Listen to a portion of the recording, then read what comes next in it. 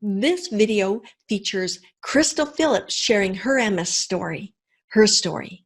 I'm Jenda Tracy, and this channel is Women Thriving with MS. If you haven't already, be sure to click that button below and subscribe.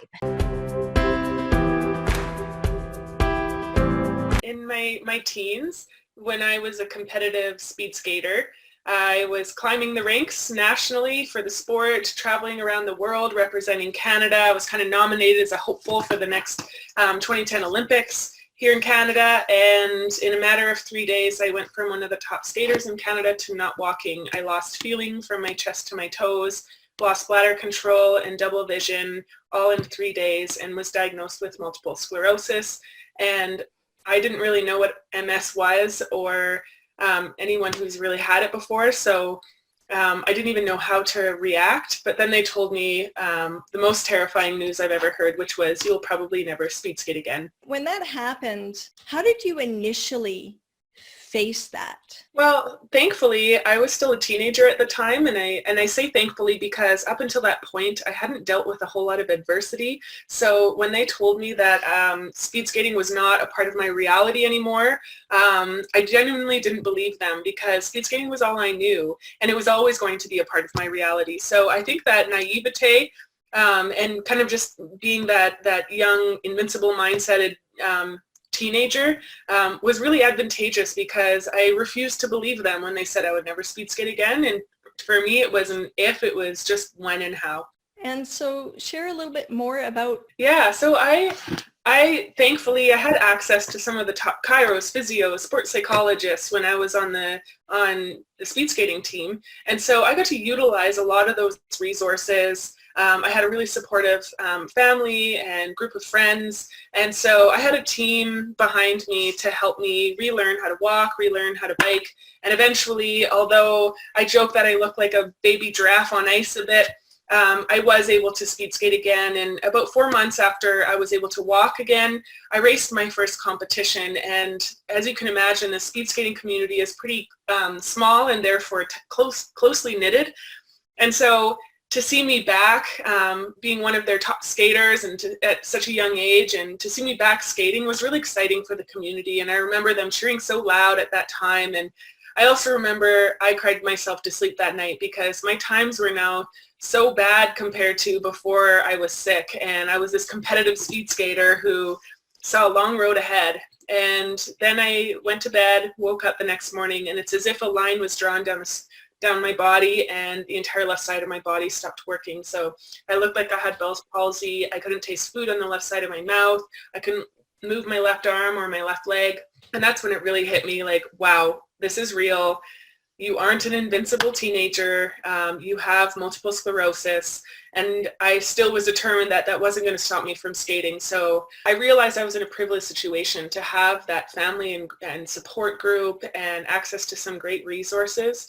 And I still had access to all of that, but I knew I had to start looking at all of the other options too. So I started taking my daily drug injection, Copaxone, and I was on that for 5 years.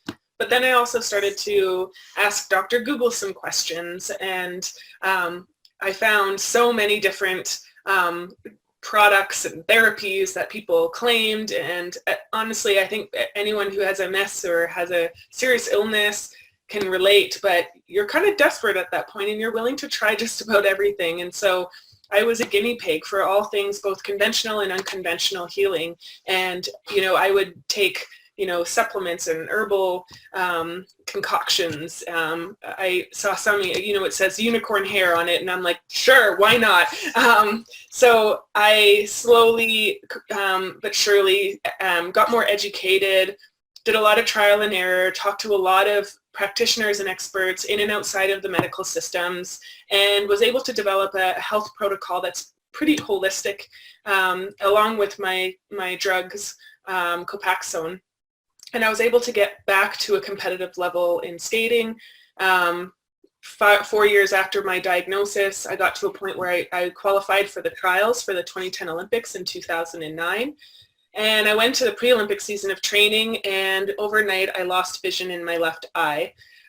Fairly common symptom of MS. I get more tests done. It's showing that I have new active lesions in all over my brain and all over my spinal cord, and my doctors thought, wow, this is looking really progressive. You might be developing progressive MS, and basically prepare for the reality that you could be in a wheelchair in the next couple of years. How did that land with you in that moment to hear that?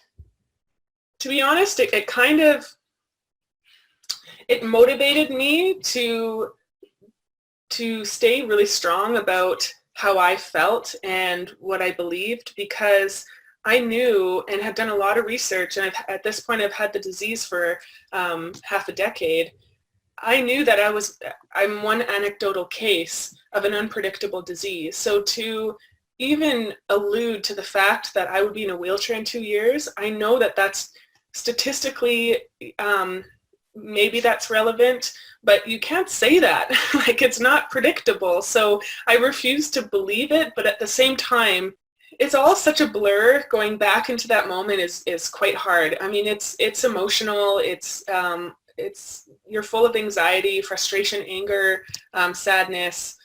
I experienced all of that, but once I would give myself a few days. I think they recommended a much more aggressive drug treatment plan at that point, started listing the side effects. The side effects honestly sounded worse than the disease itself. And so I thought, you know what, if I've got nothing to lose and I'm going to eventually be in a wheelchair in the next few years, I'm never going to know whether it's this new drug or the old drug or some of the less conventional approaches that have gotten me back to a competitive level in speed skating, despite being told or predicted that I would never speed skate again. So that's what gave me confidence to go off of my drugs completely and treat my disease more holistically. So I went off my drugs, scared my loved ones, because that was against the recommendation by my neurologist. But I was quite confident at this point that I needed to do something, and I need to be more aggressive with it. So I raised money for myself. I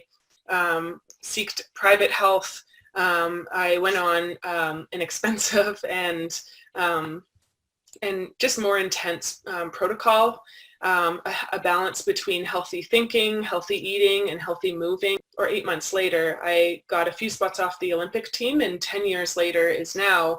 And not only have I not had a relapse since, but very, very minor symptoms that have come and gone. Maybe I've had 1 to 2 a year that never last longer than 3 days. So for example, half my tongue went tingly for a couple days. And so that could be MS, it could be something else, but that's about as severe as my MS has gotten since going off of my drugs and treating it more holistically in an aggressive, maybe more thoughtful way. So Crystal, if people want to connect with you or follow you and find out what's happening, what's the best way to reach out to you? The best way would be to follow. I often give updates on my Twitter and Instagram just on my journey with health and now investing in health. So my handle is Crystal Patches, and that's on both Instagram and Twitter. Thank you so much. And for everyone out there who has MS or is affected by this disease, know that you have teammates out there, and find them and work with them, and focus on what your brain can do, not what it can't do. Focus on what you can eat, not what you can eat. That makes the biggest difference. If you want to hear the whole interview, be sure to check the link below. Subscribe, like, share, and comment. See you soon.